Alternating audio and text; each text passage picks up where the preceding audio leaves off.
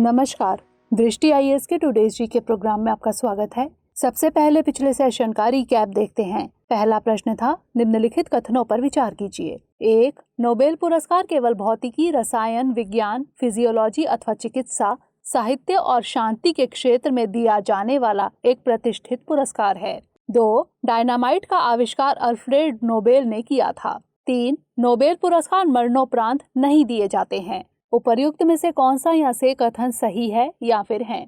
इसका सही जवाब था केवल 2 और 3। अगला प्रश्न था, निम्नलिखित कथनों पर विचार कीजिए।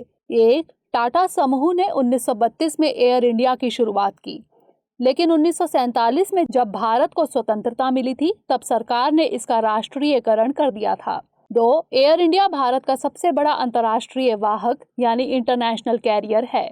उपरोक्त में से कौन सा या से कथन सही है या फिर है? इसका सही जवाब था केवल 2। अगला प्रश्न था, सॉवरेन क्रेडिट रेटिंग यानी SCR के संदर्भ में निम्नलिखित कथनों पर विचार कीजिए। 1. यह किसी विशेष देश के ऋण में निवेश से जुड़े राजनीतिक जोखिमों का आकलन करता है। 2. सॉवरेन क्रेडिट रेटिंग प्राप्त करने से बाहरी ऋण बाजारों में बॉन्ड जारी करने में आसानी होती है। उपरोक्त कथनों में से कौन सा या से गलत है या फिर है? इसका सही जवाब था ना तो 1 और ना ही 2, यानी दोनों कथन सही हैं। अगला प्रश्न था, पाक बे योजना के संदर्भ में निम्नलिखित कथनों पर विचार कीजिए। 1. इसे 2017 में ब्लू रेवोल्यूशन स्कीम के हिस्से के रूप में लॉन्च किया गया था। 2. यह तमिलनाडु विशिष्ट एक केंद्र प्रायोजित योजना है।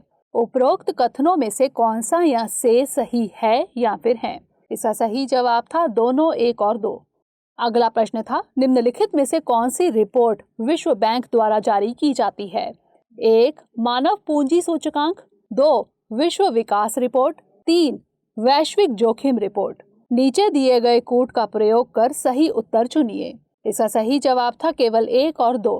अगला प्रश्न था, भारतीय अंतरिक्ष संघ के संदर्भ में निम्नलिखित कथनों पर विचार कीजिए। 1. इसके संस्थापक सदस्यों में लार्सन एंड टुर्बो, नाल्को टाटा समूह, वनवेब, भारती एयरटेल, मैप माई इंडिया, वालचंद नगर इंडस्ट्रीज, अनंत टेक्नोलॉजी लिमिटेड और इसरो शामिल है। 2. यह नीतियों की हिमायत करेगा और साथ ही सरकार और उसकी एजेंसियों सहित भारतीय अंतरिक्ष क्षेत्र के सभी हितधारकों के साथ अपना जुड़ाव सुनिश्चित करेगा। उपरोक्त कथनों में से कौन सा या से सही है या फिर है? इसका सही जवाब था केवल 2। अगला प्रश्न था, PM गति शक्ति योजना के संदर्भ में निम्नलिखित कथनों पर विचार कीजिए। 1. यह राष्ट्रीय अवसंरचना पाइपलाइन यानी NIP परियोजना के लिए रूपरेखा प्रदान करेगी। 2.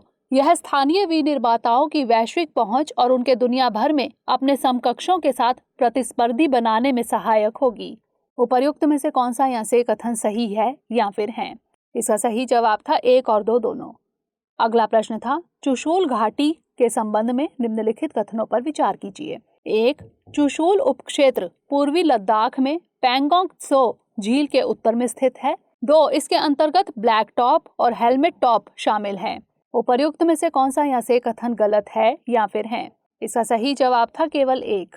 अगला प्रश्न था, रूपपुर परमाणु ऊर्जा संयंत्र के संबंध में निम्नलिखित कथनों पर विचार कीजिए। 1. रूपपुर 1 बांग्लादेश का पहला परमाणु ऊर्जा संयंत्र है। 2. इसका विकास भारत के तकनीकी और वित्तीय सहयोग से किया जा रहा है। उपर्युक्त में से कौन सा या से कथन गलत है या फिर है? इसका सही जवाब था केवल 2। अंतिम प्रश्न था, दक्षिण पश्चिम मानसून से संबंधित निम्नलिखित कथनों पर विचार कीजिए। 1. लौटते हुए मानसून के दौरान उत्तर भारत में मौसम शुष्क होता है, वहीं प्रायद्वीपीय भारत के पूर्वी भाग में वर्षा का मौसम होता है। 2. इस दौरान होने वाली वर्षा अंडमान सागर से उत्पन्न और दक्षिणी प्रायद्वीप के पूर्वी तट को पार करने वाले चक्रवाती दाब से जुड़ी होती है। उपर्युक्त में से कौन सा या से कथन सही है या फिर है? इसका सही जवाब था 1 और 2 दोनों। हमारे वीडियो अंग्रेजी में देखने के लिए फॉलो करें हमारा ही दूसरा YouTube चैनल दृष्टि IAS इंग्लिश। शुरुआत करते हैं आज के सेशन की। सबसे पहले देखेंगे अभ्यास प्रश्न। निम्नलिखित कथनों में से कौन सा या से भारत में विनिवेश के उद्देश्य है या फिर हैं? 1. सरकारी खजाने पर राजकोषीय बोझ को कम करना। 2. निजी स्वामित्व को प्रोत्साहित करना।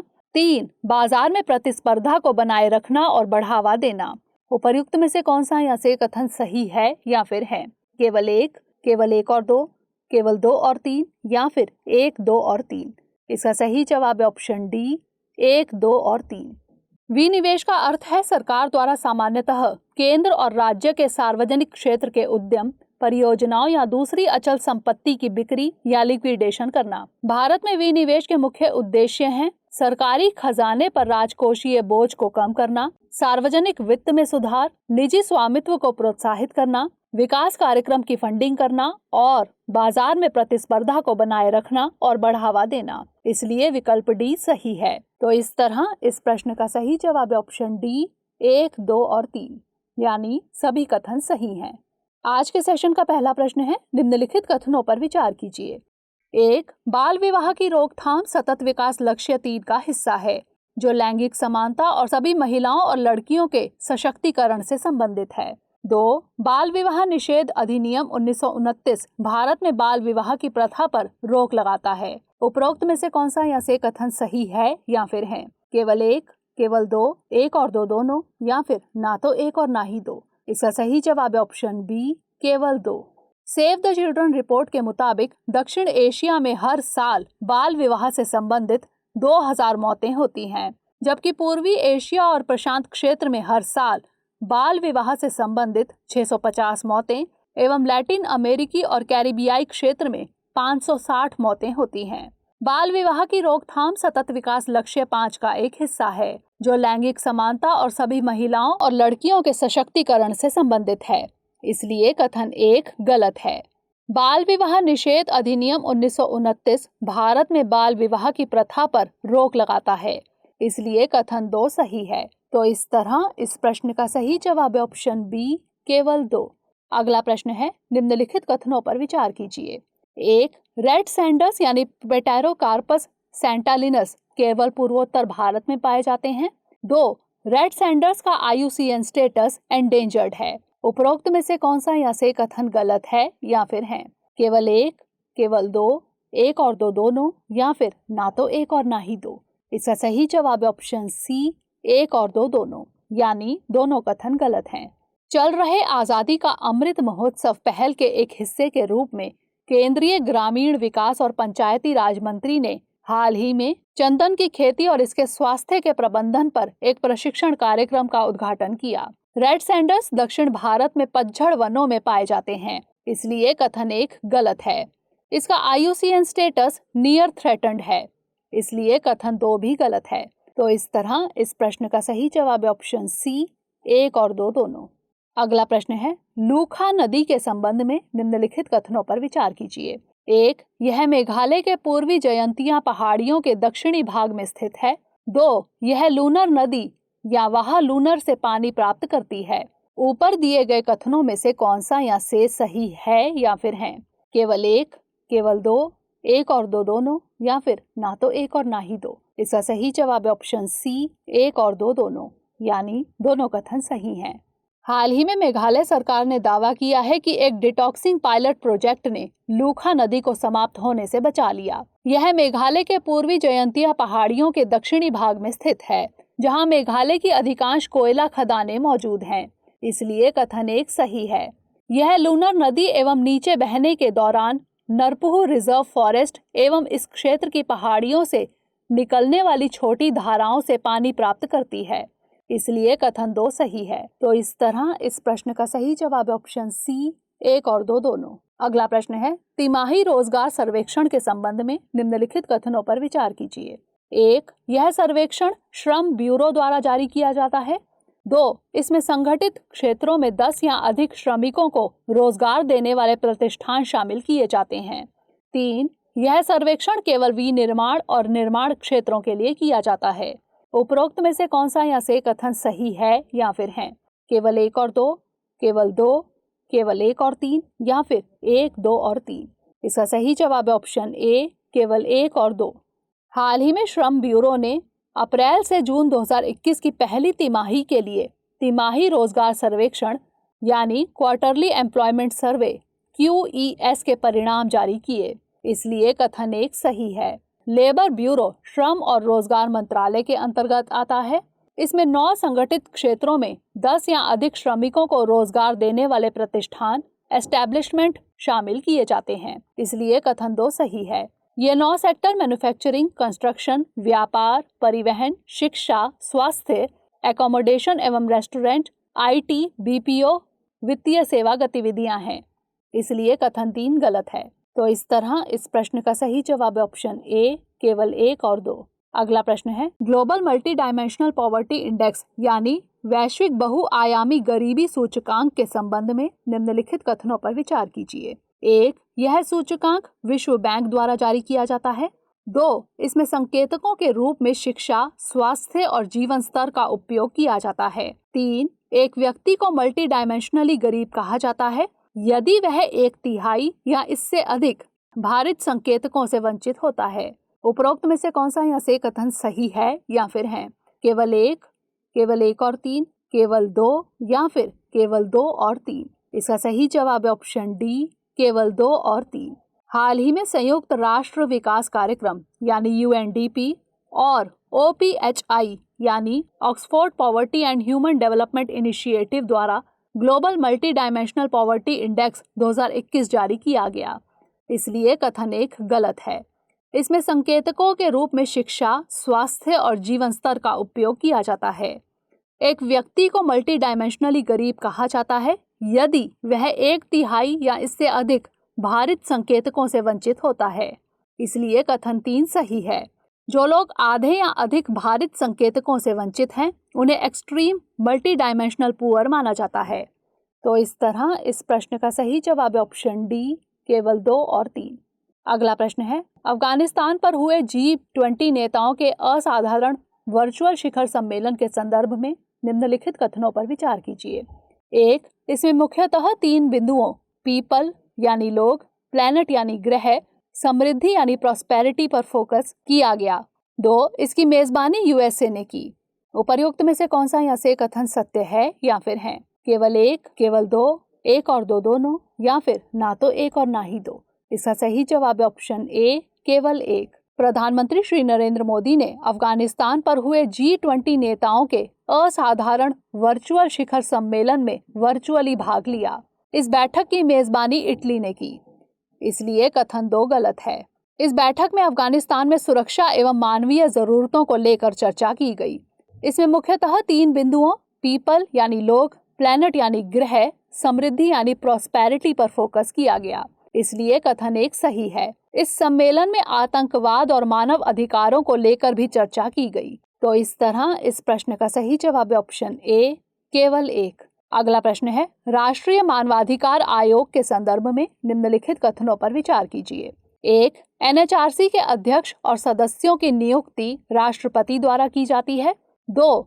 अध्यक्ष एवं सदस्यों का कार्यकाल 3 वर्ष या 70 वर्ष की उम्र जो भी पहले हो तक होता है। उपर्युक्त में से कौन सा यहाँ से कथन सत्य है या फिर है? केवल 1, केवल 2, 1 और 2 दोनों, या फिर ना तो 1 और ना ही 2? इसका सही जवाब है ऑप्शन सी, 1 और 2 दोनों, यानी दोनों कथन सही हैं। प्रधानमंत्री श्री नरेंद्र मोदी ने वीडियो कॉन्फ्रेंसिंग के जरिए राष्ट्रीय मानवाधिकार आयोग के 28वें स्थापना दिवस कार्यक्रम को संबोधित किया। राष्ट्रीय मानवाधिकार आयोग की स्थापना 1993 में की गई थी। यह एक सांविधिक निकाय है जिसका गठन मानवाधिकार संरक्षण अधिनियम 1993 के तहत किया गया है। NHRC के अध्यक्ष और सदस्यों की नियुक्ति राष्ट्रपति द्वारा की जाती है। इनकी नियुक्ति एक समिति की सिफारिश पर की जाती है जिसमें निम्नलिखित लोग शामिल होते हैं: प्रधानमंत्री अध्यक्ष, गृह मंत्री, लोकसभा में विपक्ष के नेता, राज्यसभा में विपक्ष के नेता, लोकसभा अध्यक्ष और राज्यसभा के उपसभापति। अध्यक्ष एवं सदस्यों का कार्यकाल 3 वर्ष या 70 वर्ष की उम्र जो भी पहले हो तक होता है, इसलिए कथन 2 सही है। तो इस तरह इस प्रश्न का सही जवाब है ऑप्शन सी, 1 और 2 दोनों। अगला प्रश्न है, खबरों में रहा सेज निम्नलिखित में से किससे संबंधित है? सांस्कृतिक एकीकरण के लिए एक ऐप, विभिन्न गैर सरकारी संगठनों के साथ ट्रांसजेंडर समाज को जोड़ने में मदद करने के लिए एक पोर्टल, टीकाकरण पर एक सलाहकार समूह, या फिर शिक्षा मंत्रालय की एक पहल? इसका सही जवाब है ऑप्शन सी, टीकाकरण पर एक सलाहकार समूह। सेज यानी strategic advisory group of experts on immunisation ने कमजोर प्रतिरक्षा प्रणाली वाले लोगों को सभी अधिकृत कोविड-19 टीकों की एक अतिरिक्त डोज दी जाने की सिफारिश की है। सेज यानी strategic advisory group of experts on immunisation टीकाकरण पर एक सलाहकार समूह है। सेज विश्व स्वास्थ्य संगठन को सलाह देने वाला एक समूह है। तो इस तरह इस प्रश्न का सही जवाब है ऑप्शन सी, टीकाकरण पर एक सलाहकार समूह। अगला प्रश्न है, S-400 मिसाइल सिस्टम के संबंध में निम्नलिखित कथनों पर विचार कीजिए। 1. यह हवा से हवा में मार करने वाली एक मिसाइल है। 2. यह अमेरिका की terminal high altitude area defence system यानी THAAD से कम शक्तिशाली है। ऊपर दिए गए कथनों में से कौन सा या से सही है या फिर हैं? केवल एक, केवल दो, एक और दो दोनों, या फिर ना तो एक और ना ही दो। इसका सही जवाब है ऑप्शन डी, ना तो एक और ना ही दो, यानी दोनों कथन गलत हैं। भारत को 2021 के अंत तक रूस से S-400 मिसाइल का पहला बैच प्राप्त होने की उम्मीद है। रूस $5.4 अरब के सौदे के तहत भारत को यह मिसाइल मुहैया कराएगा। S-400 सतह से हवा में मार करने वाली मिसाइल है, इसलिए कथन एक गलत है। इसे रूस द्वारा विकसित किया गया है। इसे अमेरिका की terminal high altitude area defence system यानी THAAD से अधिक शक्तिशाली बताया जा रहा है, इसलिए कथन 2 गलत है। यह 30 किलोमीटर तक की ऊंचाई पर 400 किलोमीटर की सीमा के भीतर विमान, ड्रोन, बैलिस्टिक और क्रूज मिसाइलों सहित सभी प्रकार के हवाई लक्ष्यों को निशाना बना सकती है। तो इस तरह इस प्रश्न का सही जवाब है ऑप्शन डी, ना तो एक और ना ही दो। अंतिम प्रश्न है, निम्नलिखित देशों पर विचार कीजिए। 1. तुर्की, 2. तुर्कमेनिस्तान, 3. उज्बेकिस्तान, 4. किर्गिस्तान, 5. मंगोलिया। उपर्युक्त में से कौन से देश कजाकिस्तान के साथ सीमा साझा करते हैं? केवल 2, 3 और 4, केवल 1, 2 और 5, केवल 2, 3 और 5, या फिर केवल 1, 2 और 3। इसका सही जवाब है ऑप्शन ए, केवल 2, 3 और 4। विदेश मंत्री एस जयशंकर मध्य एशिया की यात्रा के दूसरे चरण में कजाकिस्तान पहुंचे हैं। डॉक्टर एस जयशंकर ने आज नूर सुल्तान में conference of interaction and confidence building measures in Asia यानी CICA की 6ठी मंत्री स्तरीय बैठक में भाग लिया। कजाकिस्तान मध्य एशिया का एक देश है। इसकी सीमाएं उत्तर में रूस, पूर्व में चीन, दक्षिण में किर्गिस्तान, उज्बेकिस्तान और तुर्कमेनिस्तान के साथ लगती है। इसकी राजधानी नूर सुल्तान है, जिसे पहले अस्ताना के नाम से जाना जाता था। तो इस तरह इस प्रश्न का सही जवाब है ऑप्शन ए, केवल 2, 3 और 4। अब नोट कर लेते हैं आज का अभ्यास प्रश्न। निम्नलिखित कथनों पर विचार कीजिए। 1. The right to be a healthy environment को लेकर द्वितीय विश्व युद्ध के दौरान पहली बार चर्चा की गई थी। 2. The right to a clean environment Stockholm घोषणा 1972 में निहित है।